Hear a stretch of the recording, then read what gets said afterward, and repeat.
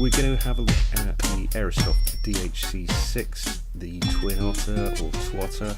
The specific problem we're going to have a look at is something that's very often put into new Twotter pilots when they first try and experiment with the old bird. They blow up the engines when they try and start them before taxi. Very annoying, but also very easy to get around. So the first thing we'll do is we'll actually show you what happens when you get it wrong, in case you've not seen it. And let's take a look at that now. Okay, so we're going to go through a pretty stand-up start off. We're going to start our power up. Then we're going to turn our GPS on and our radios. The various nav radios. Just flick the switches on. The ADF and the transponder. So all pretty standard so far.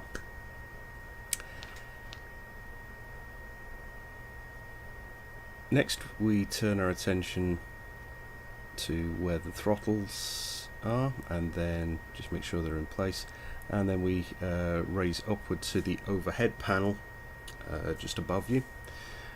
Switch on your lights, your anti-collision lights, your position, your cockpit lighting, fasten seat belts, flight compartments, taxi lights, wherever's appropriate. We don't turn on the generators just yet, not until we get the engine started.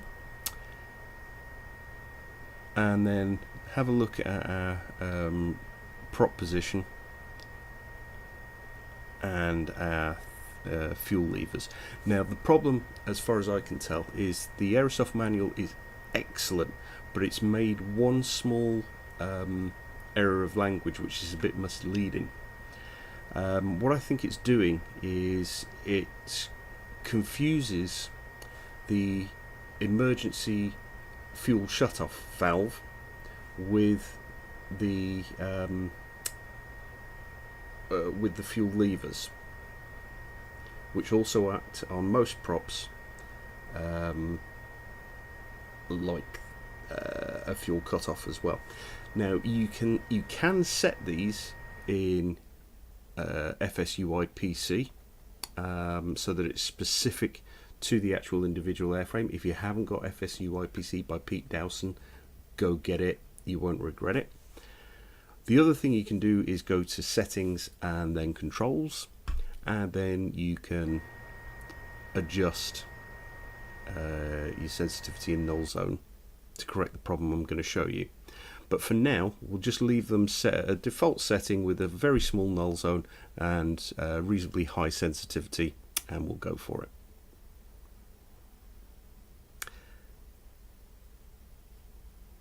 So you'll notice here we've got our prop controls in full forward, and in this case I've adjusted my fuel lever so it looks as though it's in fully back zero position.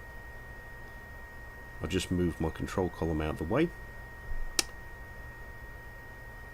and then we switch our fuel pumps on.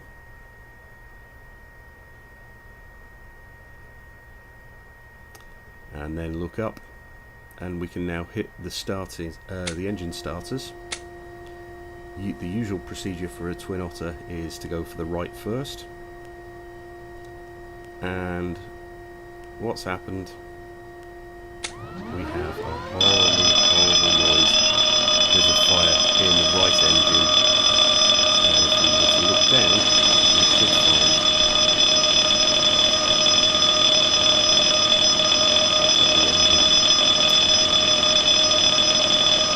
fire, and we've got to start our simulator again. And that's embarrassing when especially when you're flying virtually, say on Iveo or VATSIM, or on a server with your VA. You've then got to go through the whole procedure, and you've got to admit to all your mates that you've cocked the start up, and it takes ages. There may well be a procedure actually within the Twin Otter's menus to go back to a cold and dark scenario, but I haven't tested that yet. So if anyone knows, let me know in the comments below. I'll be grateful. So how do you get around that problem? Well, it's a question of getting your fuel levers, fuel condition lever, calibrated so that when you move your throttles, your actual physical throttles through the full range and move them into the fully back position, then they do actually fully cut off the fuel supply to the engines. I'll show you what I mean by that one. So again, we're parked at Bristol, but before we do any startup, we actually go into the control settings. So that's settings, controls, and we shift our sensitivity up to its full 127 range, and we also take all the null off, and we do a full axis calibration so that it knows where the 0 point is, it knows where the full 255 fully on position is. And then you save your calibration, and now we can properly start our engines. Now if we look up and see the fuel lever, if we move them a little bit and then set them fully back, you can actually see, if you hover your mouse over those fuel levers, they will actually say fuel lever left engine off, and the same on the right one. If they're even at 1% when you flick that switch to actually start the engine will flood, the engine will catch fire, and it's game over. So let's prep our Twin Otter to actually get going. Switch on the DC master and the battery. Configure our plane in terms of lighting, in terms of any anti-ice we need, and basically prepare for taxi. At this point you'll probably want to, if you're online, you'll want to call your controller for permission for startup and taxi if you're IFR, or file your flight VFR flight plan and call for permission if you're on VFR. So start up my GPS, start up all my radios and my transponder, and I like to do a final check. Now the plane, even if you start it properly, will tend to jud forward if you start the engines during a pushback. So I usually, if I'm using GSX, I'll probably start the engines before pushback. I do believe you can feather your engines before start, and that will reduce that problem if you have to start your engines during pushback. But we're all ready. We can now put on our fuel pump and our fuel pump boosters, hit the start the right engine slot, and you'll actually hear the engine note rise, and they will actually spool up, and you'll hear the second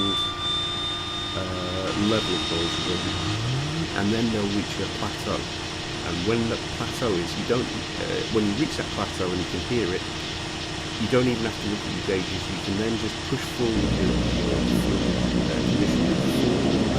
and you can tick up. The engine will now spool up properly, and eventually, as it gets some RPM on there, you can then push the fuel lever full forward, and your engine will be started. And you can do the same when you're happy with the engine 2 start or the right engine. You can then move on to the left. Do exactly the same thing. You can have the fuel pumps on. You can have the fuel cut off. Actually, on the main forward dash switched on. You only have to have your fuel condition lever in the fully off position when you hit that switch, and then you can move it forward to start the engine.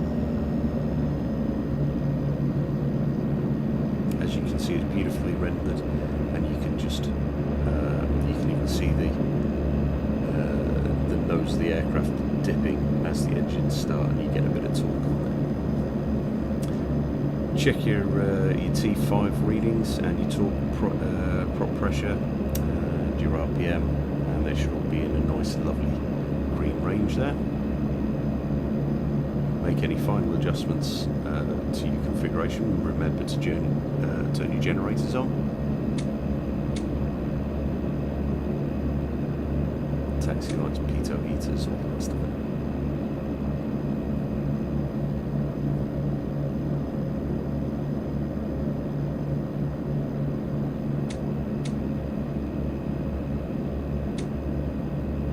Okay, check your clear left and right, obviously. And your Twin Otter is ready for taxi. Okay, so that's it. It's not always plain sailing with the Twin Otter. It's a difficult plane to master. Once you get to your runway, you don't just whack up all the levers to full forward. You don't need to do that, and it can actually damage the aircraft fairly easily. And the same once you get into the sky, you can't just pull the throttles fully forward and expect it to get to your destination without blowing an engine. You do have to manage them, but I'll deal with that in another video another time. But for today, happy landings.